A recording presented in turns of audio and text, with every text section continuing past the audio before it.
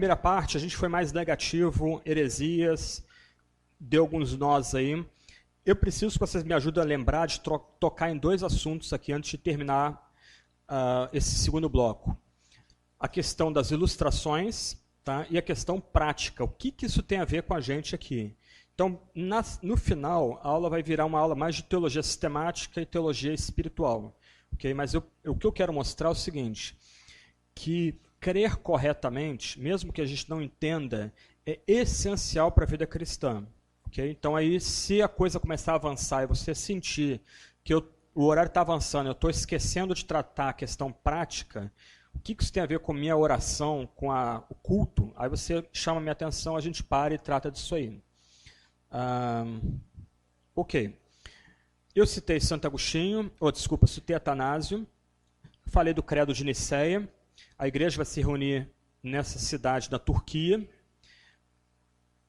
um grupo de bispos, e eles vão escrever um documento que vai ser chamado de Credo de Nicéia, que é o documento que vai criar as fronteiras para a doutrina da Trindade. Eu vou ler o credo aqui para vocês, vocês têm como conseguir esse material escrito depois, mais adiante.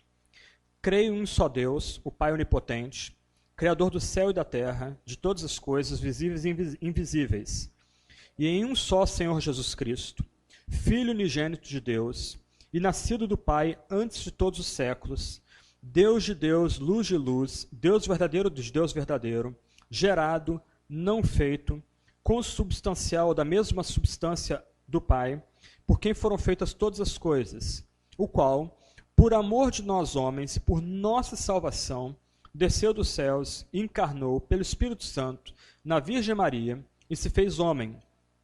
Foi também crucificado em nosso favor sob Pôncio Pilatos, padeceu e foi sepultado, e ao terceiro dia ressuscitou, segundo as Escrituras, e subiu aos céus. Está sentado à destra do Pai, e virá pela segunda vez em glória para julgar os vivos e os mortos, e seu reino não terá fim. E no Espírito Santo, Senhor e vivificador, o qual procede do Pai e do Filho, que juntamente com o Pai e o Filho é adorado e glorificado, que falou pelos profetas, e a Igreja una, santa, católica e apostólica.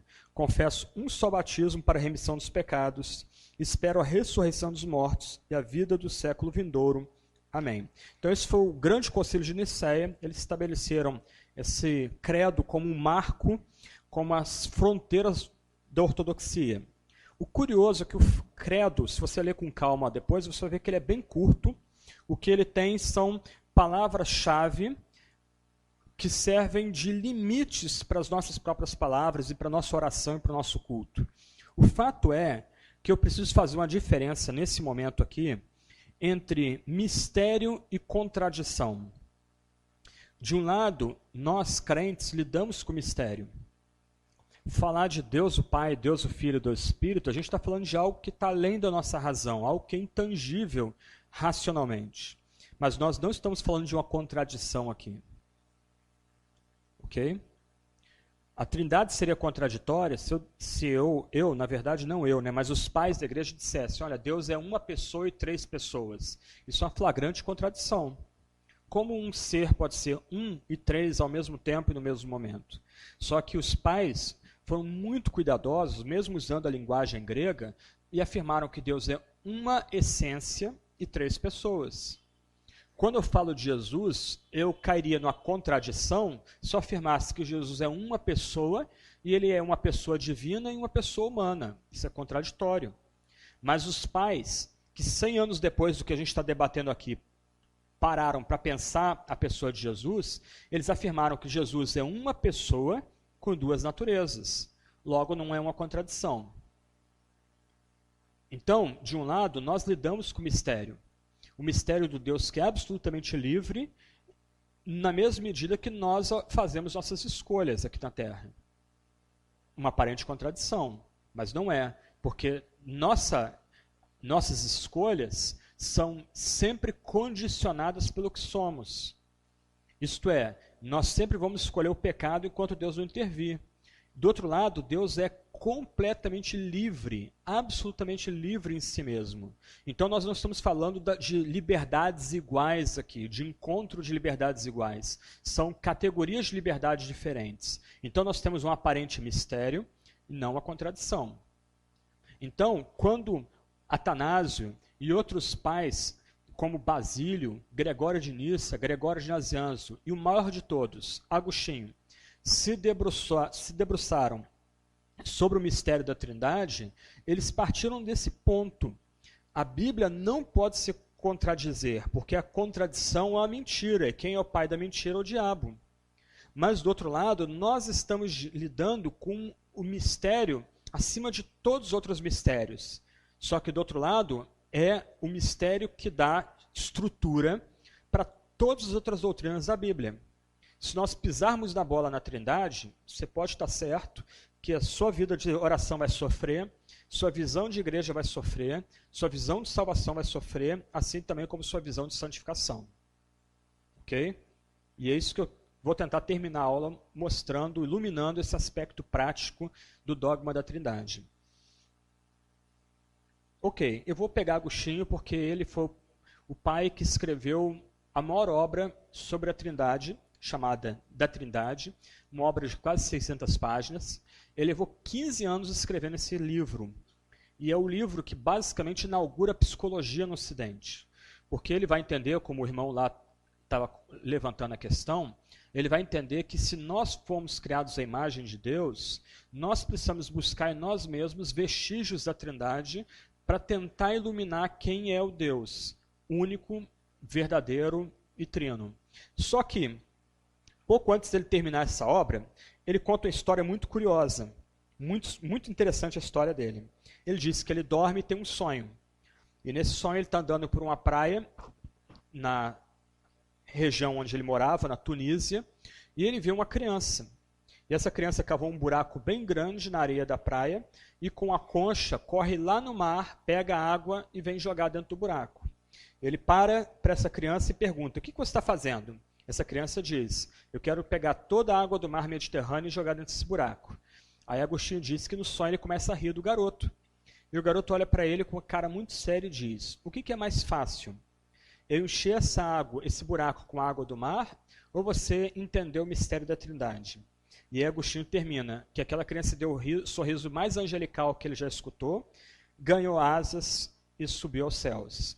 Então, de um lado, a gente tem que falar da Trindade porque a Bíblia fala do Pai, do Filho e do Espírito Santo, mas reconhecendo que uma hora a gente vai ter que parar, reconhecer os limites da nossa razão e adorar. E foi o que Agostinho fez. As últimas 70 páginas do livro dele é só louvor ao Pai, ao Filho e ao Espírito Santo. Você já imaginou alguém escrevendo 70 páginas, 60, 70, 80 páginas, dizendo: olha, eu adoro o Pai, adoro o Filho e ao Espírito. Eu louvo o Pai pela obra da criação, eu louvo o Filho pela salvação, eu louvo o Filho por causa da santificação. E por aí vai. Ele monta uma série de poemas teológicos, dentro de poemas teológicos, para dar glória a Deus. Depois de escrever tudo o que ele escreveu, ele tem que parar e adorar. Ele foi até o limite da razão dele. Agora ele se prostra, tira o sapato dos pés, né, se prostra e adora. Ok? Vamos lá. Passo a passo, então. Em primeiro lugar, os pais da igreja criaram aquele desenho que se tornou desenho clássico para falar da Trindade. Me pediram para usar o pilô preto, estou tentando usar o pilô preto, mas eu vou usar o vermelho agora para destaque e eu vou chamar a atenção para o que está escrito ali. A partir desse diagrama, eles cunharam 6 frases importantes para falar de Deus. O ponto óbvio aqui no quadro é que há um único Deus, uma única essência. Pai, Filho e Espírito. Então, eles confessaram que o Pai é Deus, o Filho é Deus e o Espírito Santo é Deus. E a gente vê isso na Bíblia, de capa a capa, especialmente no Novo Testamento. O Filho adorado como Deus. Imagina um judeu criado do monoteísmo, criados na noção da completa distância de Deus para a criação, ele olha Jesus ressurreto, redivivo, se ajoelha, e o que ele fala para esse que está diante dele? Lembra da expressão dele? Senhor meu, Deus meu. Isso é curioso, porque a gente tem uma visão bem negativa de Tomé, mas a confissão de fé dele é o clímax da vida de Jesus Cristo. É a confissão de fé mais sucinta e mais importante que é oferecida por qualquer outro personagem que andou com Jesus no Novo Testamento. Senhor meu, Deus meu. Ele se prostra diante do Deus encarnado. O judaísmo do Novo Testamento era tão avesso a representações pictórias da divindade que as legiões romanas que serviam acantonadas, os regimentos romanos que eram acantonados da Palestina, eles tinham que pegar a capa e cobrir os escudos e os estandartes para as pessoas não verem os símbolos imperiais. Porque eles eram representação da divindade também, da divindade romana. E agora esse homem se prostra diante de outro homem com H maiúsculo e diz, Senhor meu, que é a expressão que remete ao Adonai do Antigo Testamento, o Senhor absoluto do Antigo Testamento, e Deus meu. Ok. Então, Pai, Filho, Espírito Santo são confessados como Deus.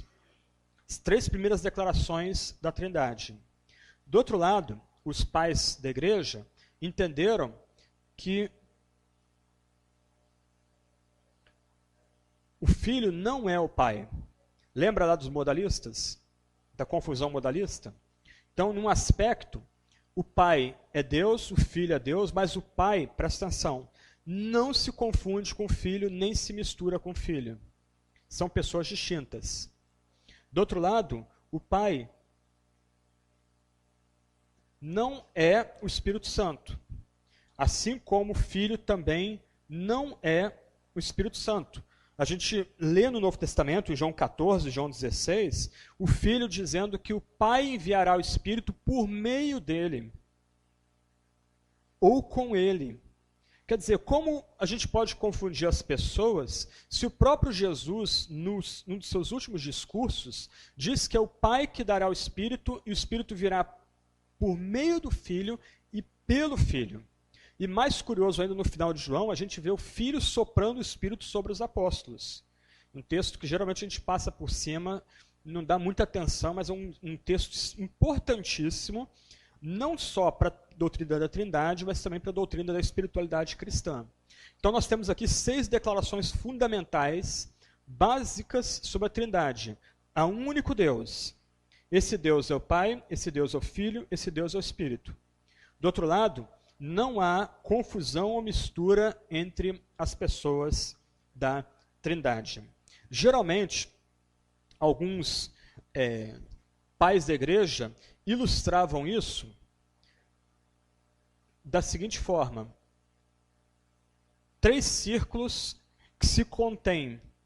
Então, o Pai, o Filho e o Espírito são pessoas divinas, iguais em poder, em majestade, glória, em honra, mas eles, por assim dizer, se interpenetram, eles se interrelacionam, sem perder as suas distinções. Eu sei que tem um monte de gente pensando aí, como é que eu vou distinguir então Pai, Filho e Espírito Santo? Vamos por parte, vamos devagarinho. Okay? A palavra que era empregada pelos teólogos para falar disso é circuncessio, ou a ideia de estar em. Algumas vezes era usada a expressão a dança da Trindade. Eu tenho um colega que ele quando vai falar sobre Trindade, vai dar uma série de palestras sobre Trindade, então ele tem uma palestra, o tema dela é a dança da Trindade, por causa de um quadro pintado na Grécia ou na Turquia, agora não me recordo, em que as 3 pessoas da Trindade são retratadas como que de mãos dadas, dançando. Mas a ideia aqui não é irreverente. A ideia é de interrelacionamento, interpenetração. A intimidade entre o Pai e o Filho é tão presente que eles são uma única essência, o único Deus. Okay? Do outro lado, estudando a Bíblia, Os pais da igreja falaram das 4 provas bíblicas da Trindade. Então, trabalhando os textos bíblicos, eles destacaram que cada pessoa da Trindade, Pai, Filho e Espírito Santo, tem os nomes divinos. Por exemplo, quem é Senhor no Antigo Testamento? É o único Deus, é Javé. Só que agora a palavra é empregada no Novo Testamento exclusivamente para Jesus Cristo. Ele é o Senhor. Crer no Senhor Jesus Cristo será salvo. Aquilo ali, gente, não é só crer em Jesus como o Senhor da minha vida, não. A ideia ali é que você tem que crer no Senhor do cosmos, naquele que comanda toda a criação. A gente pensa no Espírito Santo. Quem é santo no Antigo Testamento? Quem é 3 vezes santo no Antigo Testamento? Yahvé. Agora o vocábulo é aplicado a outra pessoa da Trindade, coeterno e coigual ao Pai e o Filho. Ele é o Espírito Santo, ele é o Espírito de santidade. Uma forma de falar também do nome dessa outra pessoa da deidade. Cada pessoa da Trindade compartilha os mesmos atributos. Cada pessoa ama, cada pessoa é santa, cada pessoa é misericordiosa, cada pessoa é graciosa, cada pessoa é onipotente, onipresente, onisciente. Cada pessoa da Trindade, Pai, Filho e Espírito, partilha de todos os atributos divinos. Cada pessoa da Trindade faz as obras que outra faz. Aí entra o problema aqui.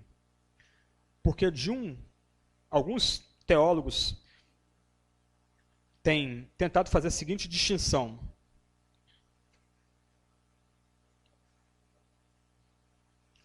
Eles falam da Trindade ontológica e da Trindade econômica ou imanente. Eu não vou dar significado às palavras técnicas aqui não. O que eles estão querendo dizer é o seguinte. De um lado, aqui embaixo, na linha de baixo, é Deus agindo na história. Na linha de cima, é Deus em si mesmo, Deus em quem Ele é. Então, de um lado aqui embaixo, o Filho é subordinado ao Pai. Mas você tem que lembrar que em João não há subordinação hierárquica. O Filho tem prazer em fazer a vontade do Pai. O Filho se entrega à vontade do Pai. O Filho está pronto a antecipar o que o Pai estabelece.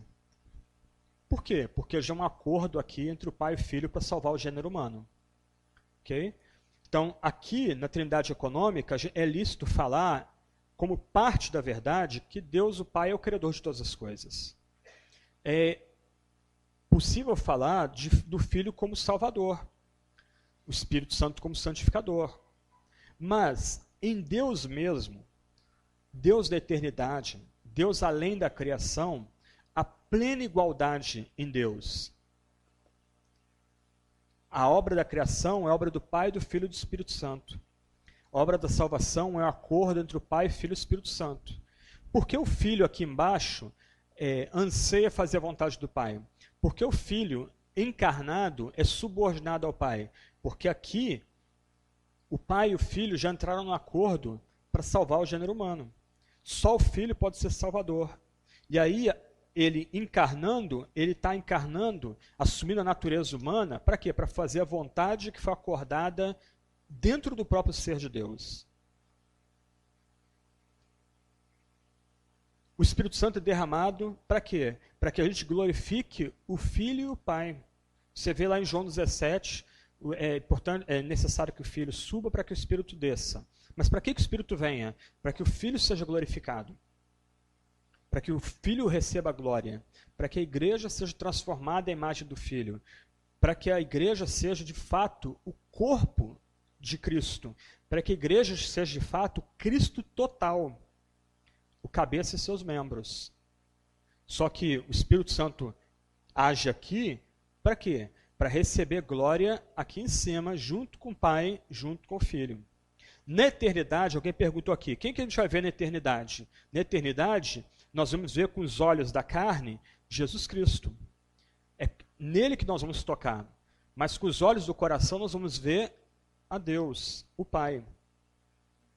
Nós vamos ser totalmente puros. E aí sim, lembra da bem-aventurança, nós vamos ver a Deus. com os olhos do coração, é a chamada visão beatífica. O Pai será, por assim dizer, impresso em nossa alma. E o Espírito Santo vai ser, por assim dizer, o cimento que nos une de forma inquebrantável na eternidade. Então, de um lado, aqui, nesse nível, Deus na história, ok, a gente pode usar as obras para distinguir as pessoas, como Paulo faz em algum nível em Efésios capítulo 1. Mas, no final, cada pessoa da Trindade faz as obras que a outra faz. Louvor. Cada pessoa da Trindade recebe louvor. Nós somos batizados no nome do Pai, do Filho e do Espírito. Isso deve comunicar louvor ao Pai, Filho e Espírito. É um pecador que agora é inserido na nova comunidade, na comunidade da fé. Nós somos abençoados no nome do Filho, olha o detalhe aí, do Filho, do Pai e do Espírito. É bem curioso que a hierarquia, qualquer hierarquia, qualquer subordinação é destruída na bênção apostólica. Não é o Pai nós não somos abençoados em primeiro lugar pelo Pai. Nós somos abençoados em primeiro lugar pelo Filho. É a graça de Jesus, o amor de Deus o Pai. É o que está na Bíblia, 1 Coríntios 13, 14, dependendo da versão que você esteja usando. É curioso, por exemplo, João capítulo 4. Na tradução que eu uso, a Almeida Revista Atualizada, o texto diz, Deus é Espírito e importa que os que adoram, adorem Espírito em verdade. Aí, o tradutor traidor grafou, Deus é Espírito com ezinho maiúsculo. E depois grafou em minúscula, e importa que os que adorem, adorem Espírito em verdade. Só que dizer que Deus é Espírito e grafar ele em maiúsculo é redundância. E não é isso que o texto está dizendo. Só um parênteses.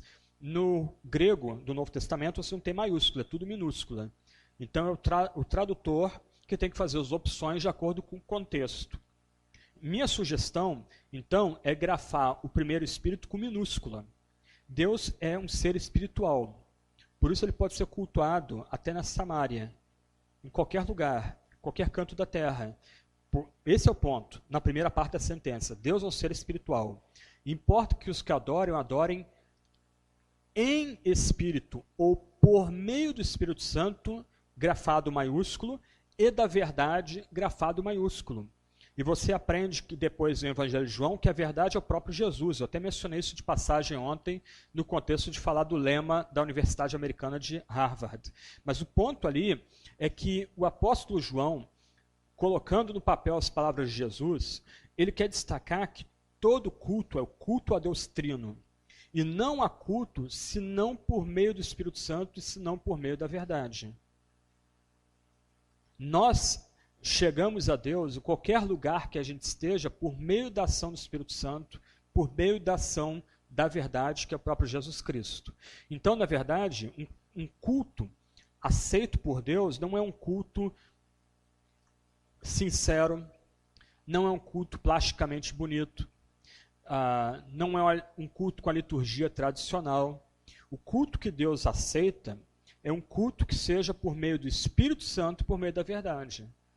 Por isso, voltando ao que eu comentei no começo do primeiro bloco, os cristãos primitivos começavam o culto orando ou cantando, venha Espírito Criador. Eles sabiam que somente o Espírito Santo, vindo à igreja com o mesmo poder empregado na criação dos céus e da terra, pode nos ajudar a oferecer um culto que seja sacrifício aceitável, adoração aceitável ao próprio Deus. Ok? Então, nesse sentido, ainda que não tenha um exemplo claro na Bíblia, ou explícito na Bíblia, de louvor ao Espírito Santo, a consequência lógica do ensino bíblico é que o Espírito Santo pode ser adorado e invocado na oração. E isso não é estranho para a tradição reformada ou calvinista. É estranho para a tradição fundamentalista. Mas se você começa a ler sobre avamentos no campo reformado, você vai ver pessoas orando para que o Espírito Santo venha com poder sobre a igreja, para santificá-la, para limpá-la de pecados e para renová-la, para renovar sua vitalidade, seu testemunho num tempo específico, para a cultura e para um momento histórico específico. Você pode ver isso, por exemplo, puritanos, suas origens sucessoras de Martyn Lloyd-Jones, quando ele começa a narrar avivamentos ali, em que há uma expectativa e um anseio pelo Espírito Santo, e ele vem com poder, e a igreja responde muitas vezes emocionalmente, interrompendo o culto com aleluia, com manifestações de apreço como glória, misericórdia, né, interjeições de súplica como misericórdia, e por aí vai.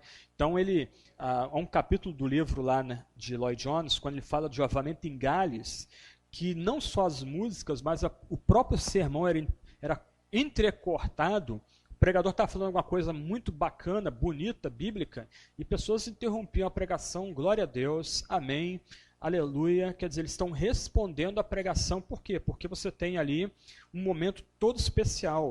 O Lloyd-Jones conta em outro livro dele, sobre George Whitefield, pregando numa igreja na Inglaterra, e no meio do sermão ele diz, olha, Deus está aqui. E ele simplesmente se coloca de joelhos no meio do sermão, começa a orar de joelhos, a boca no chão. De repente, no meio da igreja, rompe um espírito de quebrantamento, gente pedindo perdão pelos pecados, gente pedindo perdão para o outro que pecou contra o outro, gente dando graças a Deus e glória a Deus, porque se sente perdoado ali. Então, quando nós eliminamos o Espírito Santo da equação, nós não apenas estamos quebrando o primeiro mandamento, como um mandato teológico, mas nós também estamos privando a igreja e a nós mesmos daquele que tem poder para nos transformar à imagem de Cristo Jesus. Agora, a pergunta é, tudo bem, bacana o que você está dizendo, como fazer as distinções? As distinções, então, não são, presta atenção na palavra, funcionais. As distinções não são baseadas em trabalho, em obra. Qual o nome das pessoas da Trindade? E aí? Vamos embora, gente. Isso é fácil. Qual o nome das pessoas da Trindade? Pai, Filho e Espírito Santo. Pai e Filho remete a gente a quê?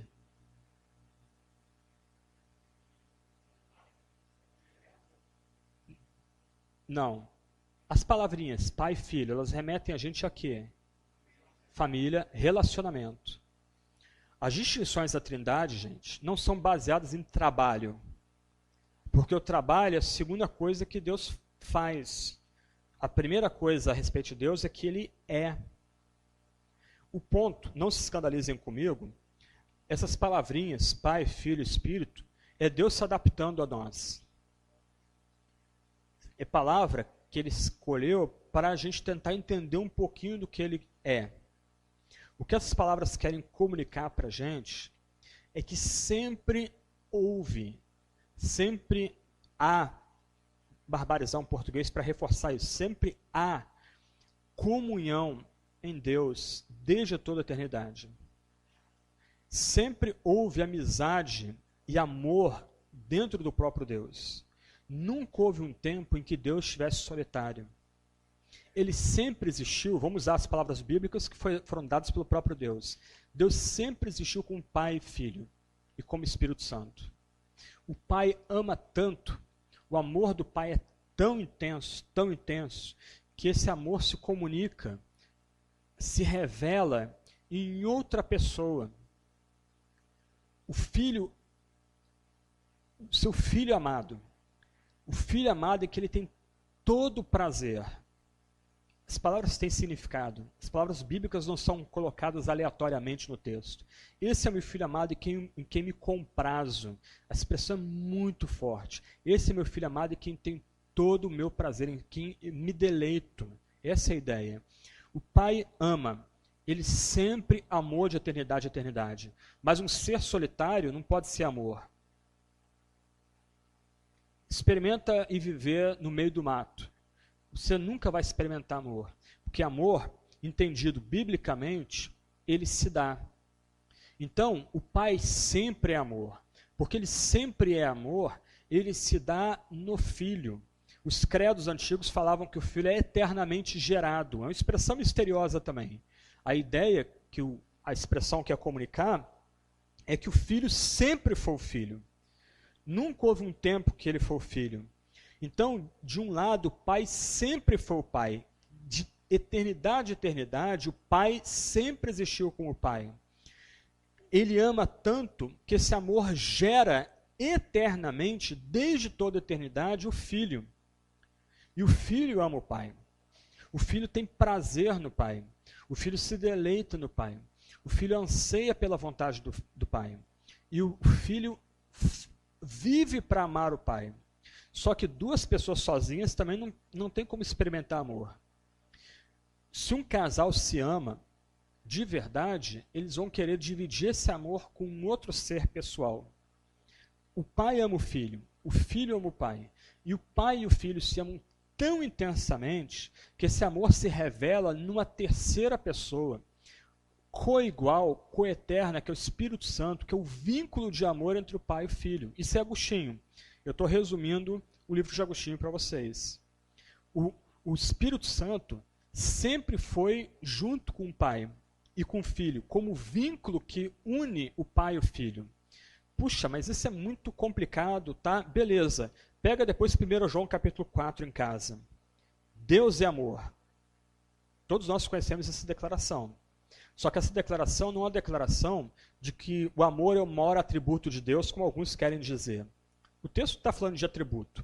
O texto está falando de Deus em si mesmo. O texto continua. Como sabemos que Deus é amor? Porque Deus deu seu único Filho como propiciação pelos nossos pecados. Em teologia sistemática, vocês vão descobrir que essa palavra complicada é a palavra mais séria, mais importante para falar da obra de Cristo. Deus é amor, Deus é tanto amor, que Ele deu seu único Filho para matar o seu único Filho, para aplacar sua própria ira. Para quê? O texto diz, para que por meio do Espírito Santo a gente experimente esse amor.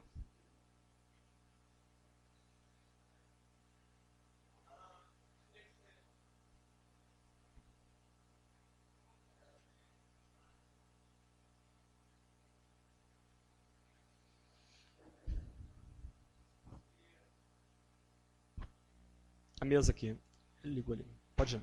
Eu queria que você pudesse comentar algumas objeções de alguns teólogos, principalmente Millard Erickson, sobre, assim, contra ou uma reformulação do Concílio de Nicéia a respeito da geração eterna de Deus.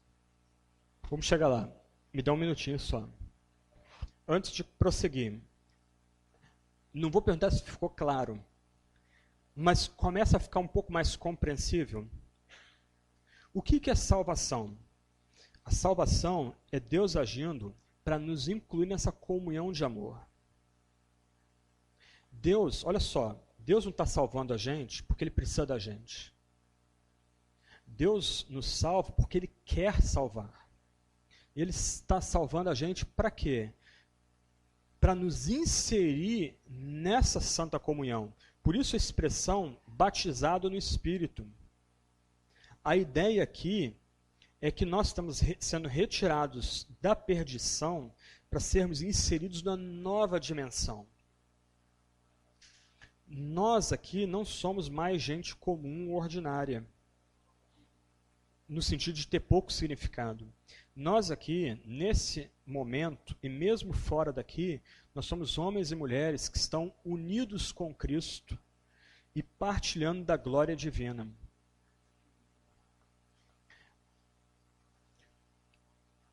Quando a gente entende corretamente a Trindade, então toda noção de necessidade em Deus é abolida. Porque quando a gente afirma Deus é amor, junto o Pai, o Filho e o Espírito são o Deus de amor, nós somos lembrados que Deus é totalmente satisfeito em si mesmo. Sempre houve amizade em Deus, sempre houve comunhão em Deus, sempre houve relacionamento profundo em Deus. E o que ocorre agora, no tempo, é que nós estamos, por obra e graça do Pai, do Filho e do Espírito, sendo incluídos nessa santa comunhão. Nesse sentido, a igreja não é um apêndice. Quando você começa, a estudar Gálatas e Romanos, em Efésios, o que a gente começa a notar ali, quando estudando com afinco, é que a igreja é parte do anúncio do evangelho. Nós temos que anunciar que Cristo salva pecadores e que nós devemos responder com fé e arrependimento ao anúncio de Cristo. Mas temos que oferecer a igreja como parte do anúncio do evangelho. Por quê? Porque uma igreja saudável, uma boa igreja, quando tem comunhão, ela é uma ilustração, uma parábola do Deus que é comunhão desde toda a eternidade, do Deus que é amor desde toda a eternidade. Então, uma igreja que não tenha espaço para comunhão, para afetividade, para amor, uma igreja que não nutra relações profundas entre seus membros, de sinceridade, de cuidado mútuo, essa igreja não entendeu e muito menos experimenta quem é o Deus, como se revela na Bíblia, o nome de Deus, Pai, Filho e Espírito Santo. Ok?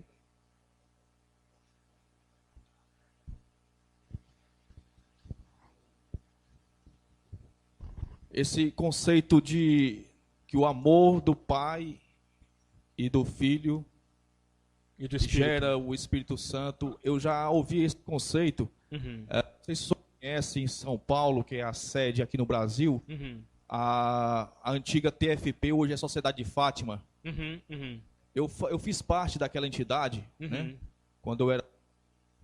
E conceito eu aprendi Uhum. que o Pai amou o Filho e Acho que gerou você- o Filho na eternidade. Sim. Não. Filho Isso. E gerou o Espírito Santo. Aham. E o amor dos três, né, Uhum. concebeu toda a criação, Uhum. né, Uhum. baseado nesse amor. Uhum. A minha Dúvida. dúvida Uhum. e a minha restrição Uhum. é justamente na questão do gerar. O senhor poderia explicar essa questão do gerar? Porque gerar dá a entender que foi criado. Ok, a ideia aqui é o seguinte, desculpa, a TFP, que é católica, está bebendo a mesma fonte que eu estou bebendo, que é Santo Agostinho. A ideia aqui, de gerado eternamente, vem de Hebreus, tu és meu filho, hoje te gerei. A ideia ali é que o hoje é o hoje eterno. A ideia ali é mostrar que há uma distinção entre o pai e o filho desde toda a eternidade. Não a subordinação, mas o pai gera o filho. E o pai, juntamente com o filho, sopra o Espírito Santo. A ideia da processão eterna, o Espírito é soprado desde toda a eternidade. E aí a gente volta para João, quando Jesus literalmente sopra o Espírito sobre os apóstolos, né? Então a ideia ali do eternamente gerado, o que significa eternamente gerado? É um mistério e um paradoxo. Significa que o filho sempre foi o filho. E o ponto aqui, isso é importante de manter pelo seguinte, alguns grupos heréticos e seitas têm dito que o pai Deus se tornou pai quando o filho veio, encarnado. Que até então ele não experimentava ser pai. Só que o ponto aqui, aliás, curioso, John MacArthur, que é um pregador tão importante hoje no meio evangélico, ele confessou tempos depois, alguns anos atrás, uns 20 anos atrás, que no começo da carreira dele ele cria que o pai se tornou pai, em algum momento da história da redenção. Mas a ideia de eternamente gerado é importante para lembrar que sempre houve o pai e sempre houve o filho. Nunca houve uma mudança em Deus. Ele se torna o pai, ele se torna o filho. Antes, ele sempre foi o pai, ele sempre foi o filho. E sempre o Espírito Santo. Deus não está mudando em processão, como, por exemplo, os modalistas vão afirmar, os sabelianos, melhor dizendo, vão afirmar que Deus vai mudando no decorrer da história bíblica. Nunca houve mudança em Deus. Alguns teólogos, Erickson, que eu gosto demais dele, eles têm levantado algumas críticas à ideia da geração eterna. Por quê? Esse é um problema complicado. Alguns teólogos, do outro lado, para defender uma hierarquia entre homem e mulher, estão começando a afirmar que até na eternidade há uma hierarquia entre o pai e o filho. Tá? Então, o que eles vão dizer é que a subordinação do filho ao pai não está só na história da redenção, ela também está na eternidade. Ora, se há uma subordinação do Pai e do Filho na eternidade, logo não há mais igualdade, consequentemente não há mais trindade. Aí o Erickson, para proteger a trindade ontológica, ele está negando a geração eterna. Porque ele supõe que a geração eterna, o conceito de gerado eternamente, implicaria a subordinação do Pai ao Filho, o que não implica, quando corretamente entendida a expressão. Isto é, a expressão é incluída no credo por conta da Bíblia, tu és o meu filho, hoje te gerei, mas também para proteger a distinção entre o Pai e o Filho, assim como a distinção do Pai e do Filho para o Espírito Santo. Atemporal. É curioso, hoje te gerei. Hoje quando? Eternidade. Desde sempre.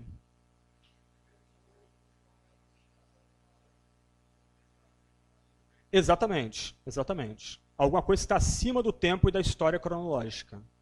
Quer dizer, num aspecto, o filho está sendo gerado hoje, assim como é gerado desde toda a eternidade. O ponto, então, é que há uma distinção entre o pai e o filho, ainda que o amor deles seja tão intenso que deles o Espírito seja processado ou soprado. Como vínculo de amor da Trindade, e olha o ponto aqui, aquela pessoa da divindade que nos inclui e nos une na Santa Trindade. Leiam depois, à luz disso aqui, Romanos... De quem é o piloto poderoso aqui? Esse aqui é do bom, ó a diferença, de quem que é o dono, a dona aqui, esse aqui é o poderosão, ó a diferença. Então leiam depois Romanos 8 à luz disso aqui. O ponto de Paulo em Romanos 8, gente, é que toda a vida cristã é vida do Espírito. Como é que a gente sabe que a gente é adotado? Por causa do Espírito Santo. Como é que a gente sabe que é amado por Deus? Por causa do Espírito Santo. Como a gente se mantém orando? Por conta do Espírito Santo. O que eu faço quando sei orar? Por conta do Espírito Santo ora por mim. Sem o Espírito Santo a gente não é nada. Porque é o Espírito Santo que nos inclui, ele que, por assim dizer, é derramado sobre nós, pecadores, nos torna o corpo de Cristo e, por assim dizer, nos inclui em Deus. É ele que é o vínculo que vai nos unir misticamente a Cristo. E aí você tem outra doutrina que é talvez a mais importante do Novo Testamento, mas é extremamente complicada, que não tem nem como entrar por ela agora, que é a união mística do crente com Cristo. Nós permanecemos em Cristo. Somos nutridos por Cristo. E aí? Ok, continuando com Agostinho. Ele vai entender o seguinte, nós fomos criados à imagem de Deus. Então, em metade da obra dele, da Trindade, ele vai investigar em si mesmo vestígios trinitarianos. E ele é simplesmente brilhante.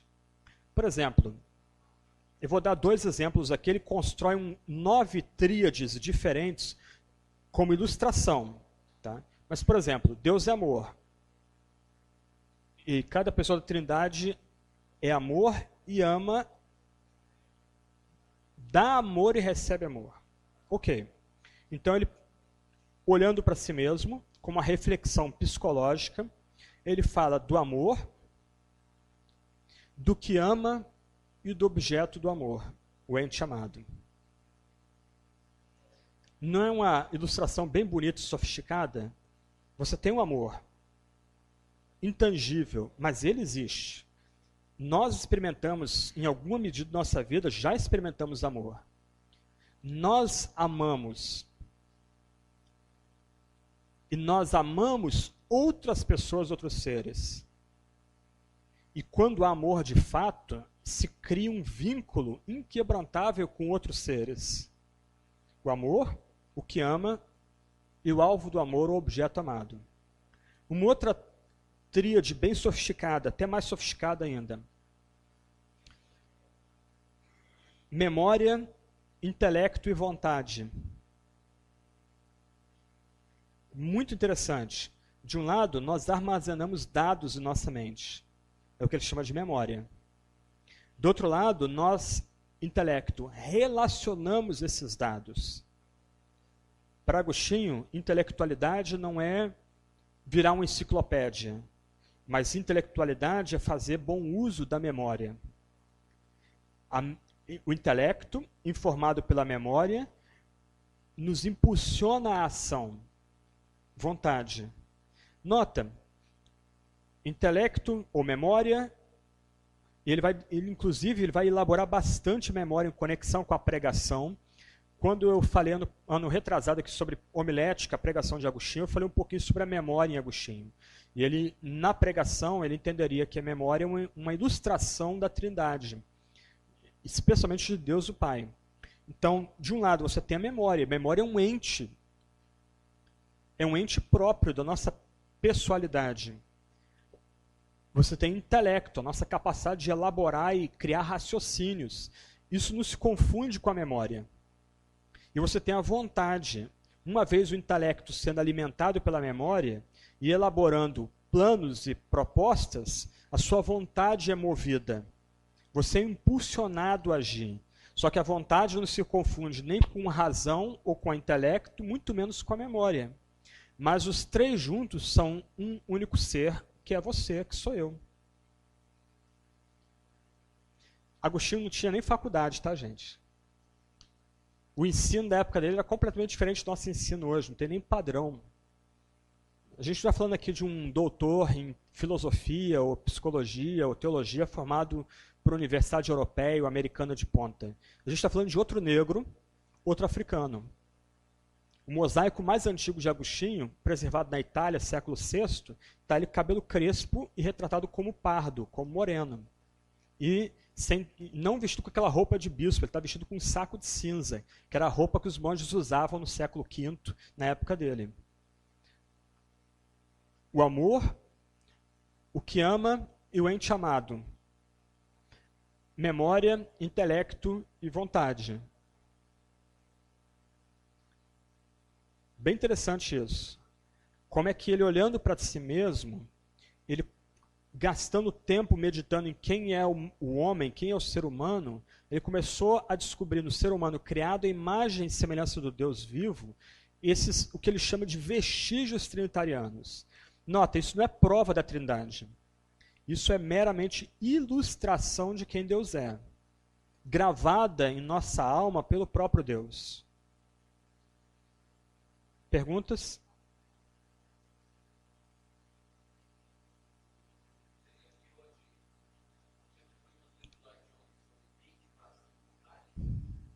Eu teria que ler. Qual livro que você está pensando? Eu teria que dar uma lida lá.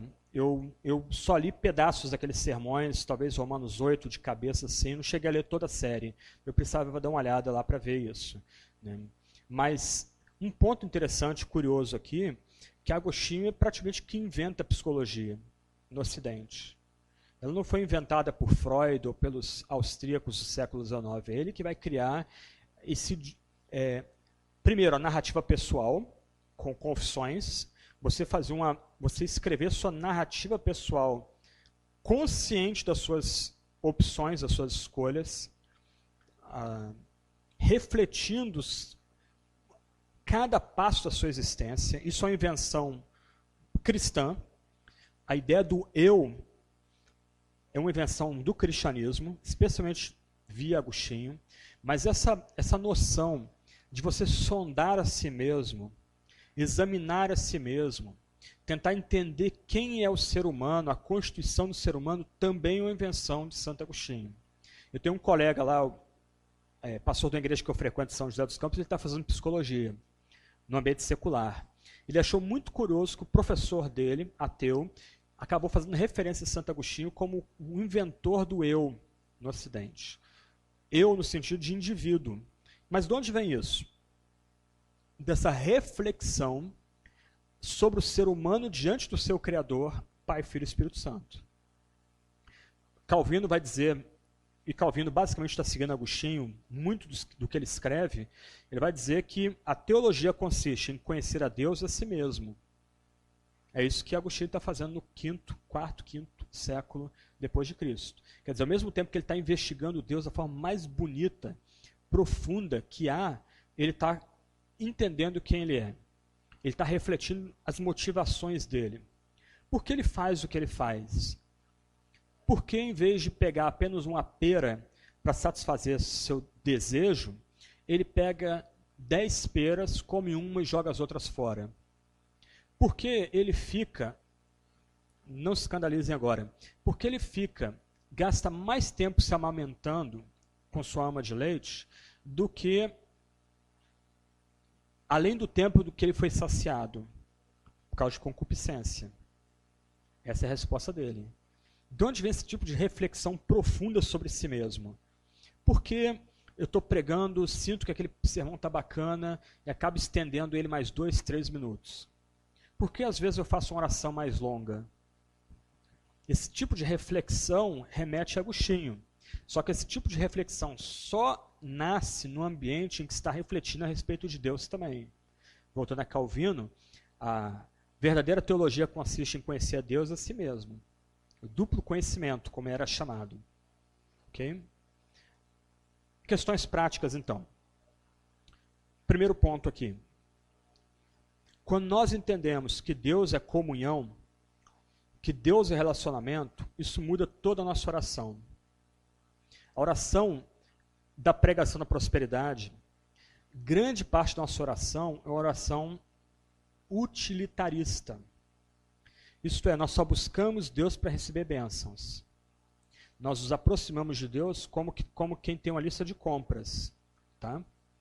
Quando nós entendemos que Deus é amizade, que Deus é comunhão, nós buscamos a Deus para conhecer Ele e para ser transformado no processo. Gente, isso simplesmente desneurotiza a nossa oração também. Nossa oração, então, não consiste em nos martirizar durante 2 horas de joelhos para tentar alcançar uma graça de Deus. Nossa oração consiste, talvez, em passar 2 horas na presença de Deus, talvez de joelhos, talvez com a boca no pó, para conhecê-lo. Pai nosso que estás nos céus, seja feita a tua vontade, venha o teu reino, santificado o teu nome.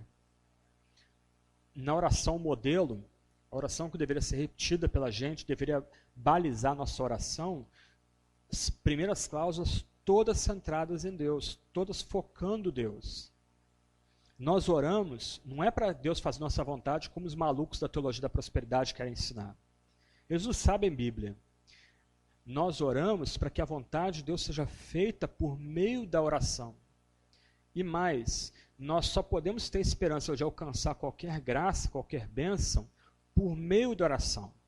Uma oração que começa no próprio Espírito Santo que nos ensina a orar, incita a orar. E ensina a orar também. Tem mérito na oração? Nenhum. Minha fé, eu tenho fé, aumenta a minha fé. Outra oração bonita, curtinha, né? Pequenininha. Você começa a investigar na Bíblia lá, lendo, estudando oração, você tem orações bem grandonas. Salmos, Daniel, mas muitas orações são curtas, urgentes, vigorosas. Por quê? Porque esses santos estão lidando com um ser pessoal. Não tem esse negócio de banco de oração. Isso me fez mal pra caramba. Eu li um metodista muito tempo atrás, ele ensinava que você tinha que orar muito, que suas orações estavam sendo colocadas num banco celestial e que mesmo que não fossem atendidas naquele momento, seriam atendidas posteriormente. Isso é loucura. Isso não é nem ensinado na Bíblia. Como o cara pode ensinar isso e se passar por um professor de Bíblia responsável? E o mal que isso gesta na gente? Você começa a ler as curas de Jesus. São orações curtas, súplicas curtas, desesperadas. Gente que se agarra ao Salvador porque não tem outro lugar para se agarrar. E eles recebem o que pedem, não pela sua fé, mas por causa do doador, dando por meio da oração. Então, quando corretamente entendida a Trindade, primeiro ponto, a vida de oração nossa é completamente transformada. A vida eterna é esta, que te conheçam como o único Deus e a teu Filho que enviaste. Então, a função primordial da oração é estabelecer uma relação de amizade com Deus. É amar a Deus, Pai, Filho, Espírito, e experimentar o amor que o Espírito Santo derrama sobre nós, que vem do Pai e do Filho. Começa a pensar um pouco nisso. Muda completamente tudo que a gente pensa sobre oração. Por que eu me arrependo na oração?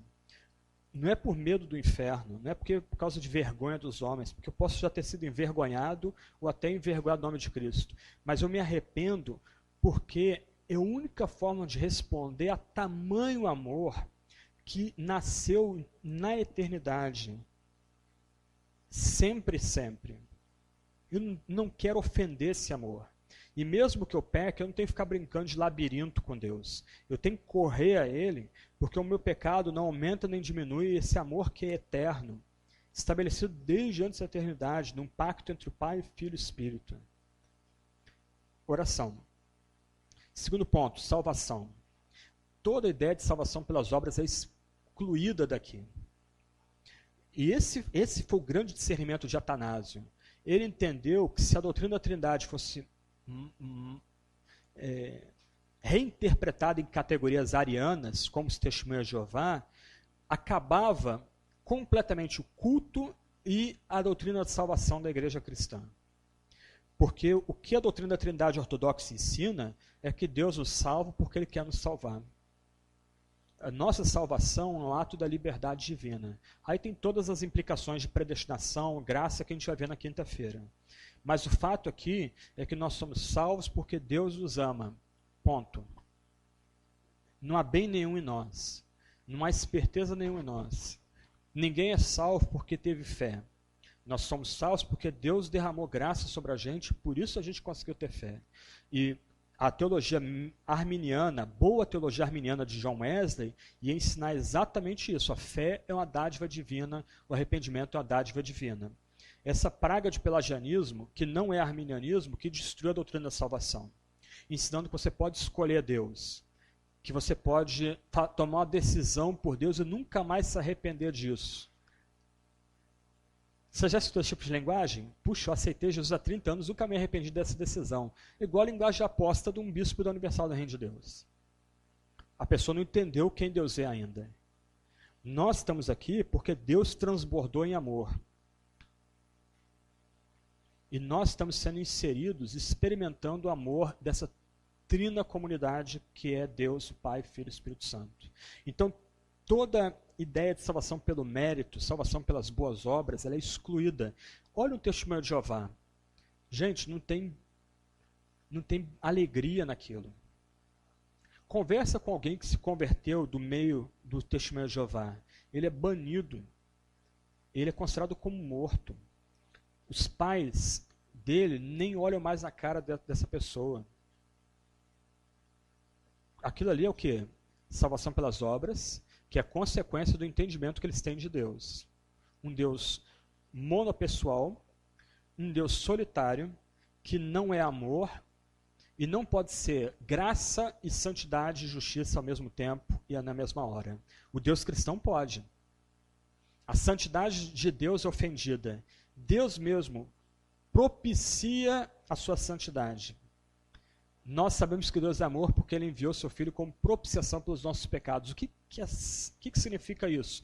Significa que Deus foi ofendido pelo que nós fazemos, Deus sabe que nós somos finitos, nós não temos como propiciar a santidade infinita, a ira infinita, então Deus mesmo, por assim dizer, envia o seu Filho, o Filho do seu amor, o seu eterno Filho, para morrer pelos nossos pecados, Ele que assume a nossa natureza, para se tornar o segundo Adão, nosso representante, para morrer pelos nossos pecados e satisfazer eternamente a santidade de Deus. É graça. Não há obras aí, não há mérito aí. Nem mesmo a nossa fé é mérito. Como um erudito sugeriu, a fé é autodenúncia. Quando eu digo eu creio nesse evangelho, nessa boa nova de fato, eu não tenho nada. Não tenho como barganhar. Não trago nada em mim. Minhas roupas são de mendigo, fedidas, puídas.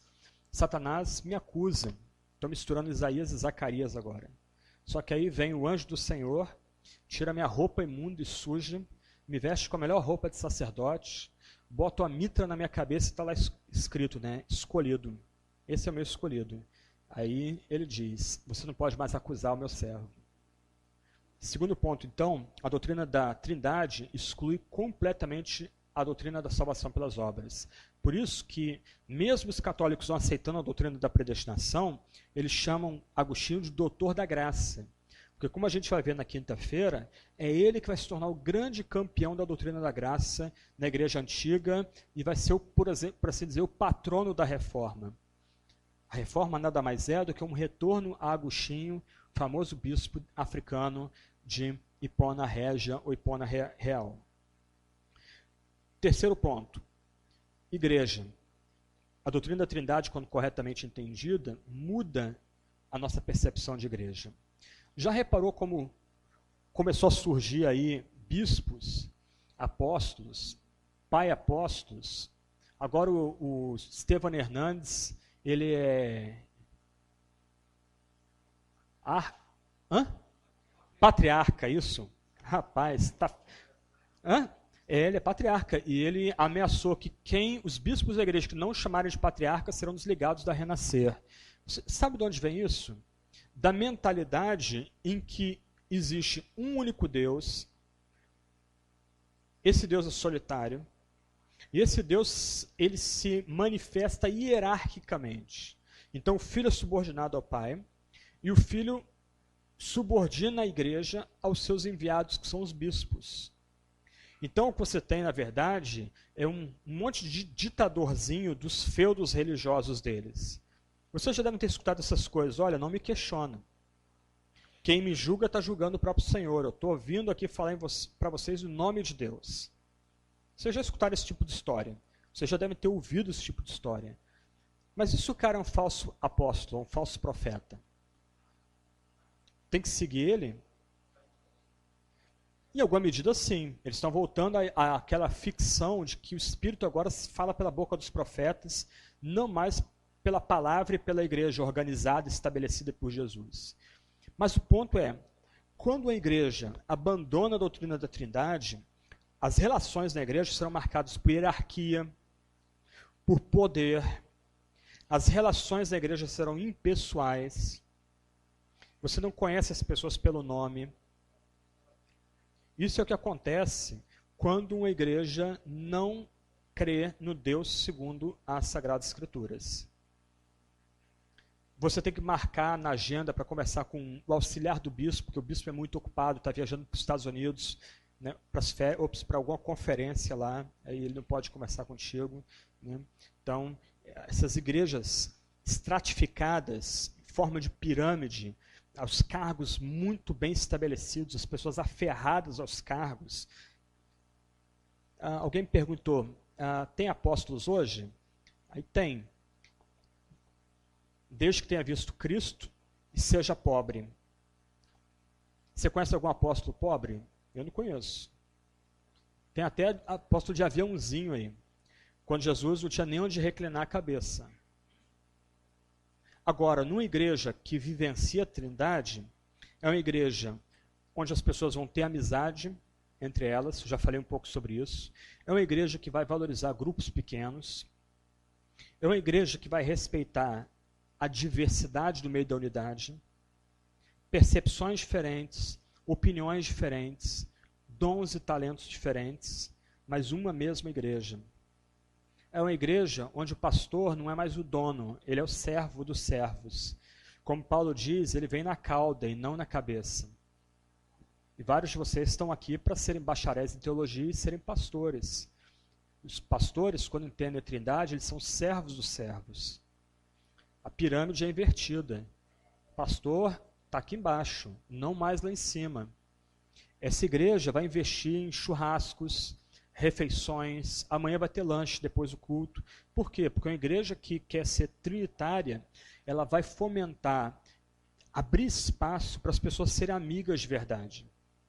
E é muito triste, uma marca da contemporaneidade, as pessoas não terem mais amigos.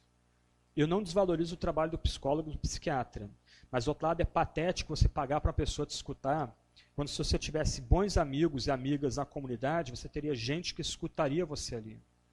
Gente que, se você não consegue orar ou ler a Bíblia, não julgaria você, mas diria, eu vou ler a Bíblia por você, eu vou orar por você. Isso é a igreja trinitariana. Isso é a igreja que começa a entender quem Deus é e começa a viver à luz de Deus. Uma igreja trinitariana, ela não diz, puxa, quando a gente tiver comunhão. Uma igreja trinitariana diz, puxa, olha quanto Deus já nos concedeu. Quando você sonha com o que Deus poderia dar, você mata o que você já tem. Mas uma igreja trinitariana já se alegra 75 pessoas reunidas aqui, primeira semana de aula. Puxa, isso é mais que suficiente, graças a Deus por isso. É Deus que faz isso, Deus coloca a gente em conexão. Deus coloca a gente juntos aqui. Por último, uma igreja trinitariana é uma igreja que entende que o fim principal da igreja não é evangelizar, não é ensinar, não é brincar de ação social, tentando substituir o Estado, mas, ainda que tudo seja legítimo e ordenado, o fim principal da igreja é o culto, a celebração. E quando a gente tem celebração de fato, todas essas outras áreas, ensino, comunhão, assistência social, evangelização, missões, elas se ajustam naturalmente. Então, quer que a igreja seja saudável, invista pesado no culto. Porque o culto é um espetáculo para o único Deus vivo e verdadeiro, Pai, Filho e Espírito, que, transbordando de amor, por meio do Filho e no Espírito, nos inclui em si mesmo. Então as músicas têm que ser bem escolhidas, têm que ser bem tocadas com o melhor da perícia a nosso dispor. A pregação tem que ser clara, direta, para as pessoas entenderem, tem que ser pregação da Bíblia. As orações têm que ser fervorosas. Foi tocado em nome do Dr. Shedd, com isso eu encerro aqui. Minha transformação teológica se deu no meu segundo ano de seminário. Em 93, o Dr. Shedd foi pregar sobre avivamento no Seminário Batista do Sul, onde eu me formei. Primeiro, para um batista criado na Convenção Batista Brasileira, avivamento era coisa de pentecostal. Então me surpreendeu, num centro acadêmico, um homem com doutorado por uma das principais universidades do Ocidente pregar sobre avivamento. Mas me surpreendeu também que ele pregou em avivamento em Isaías 61, 64 e Efésios capítulo 1. Ele misturou predestinação, a graça onipotente, invencível de Deus e avivamento. E é interessante que em Efésios 1 é dada glória ao Pai, glória ao Filho, glória ao Espírito. No final do último sermão dele, de exposição e análise de Efésios 1, ele diz o seguinte: se nós entendemos essa passagem, nós vamos começar a entrar pela essa capela, onde a gente estava reunido, pulando e vibrando, dando glória a Deus por tão grande salvação que Ele nos concede. Então nota que ele misturou tudo, trindade, salvação, devoção e a própria adoração que a gente presta como comunidade. Mais do que isso, o nosso culto público no domingo vai se tornar o culto mais importante que a gente vai prestar a Deus. Porque se a trindade é a unidade na diversidade e a salvação consiste em nos chamar como indivíduos para uma nova comunidade, o corpo de Cristo, não é natural nós buscarmos a Deus sozinhos. Nós aprendemos a orar em comunidade. Nós aprendemos em comunidade o Evangelho. Nós servimos uns aos outros em comunidade. Então a gente, como diz Hebreus, não deve negligenciar o culto, não deve abandonar o culto como alguns fazem. Antes, a gente tem que reforçar o que nós fazemos como comunidade. Haja vista que quando nós adoramos juntos, nós estamos imitando o Deus Trino e antecipando pela graça o culto que nós vamos prestar em toda a eternidade como um único povo, uma nova raça, um novo povo, na verdade, né? Geração eleita. Ok, acho que tem uns 2, 3 minutos aí para perguntas, enquanto o pastor Cleiton está vindo. Quinta-feira, então, amanhã a gente tem um descanso, vai ter pregação, o culto, aula magna amanhã. Na quinta nós vamos falar sobre pecado e graça na história da igreja. E na sexta nós vamos falar um pouco sobre a relação da igreja com o Estado, quem é a igreja também. Ok?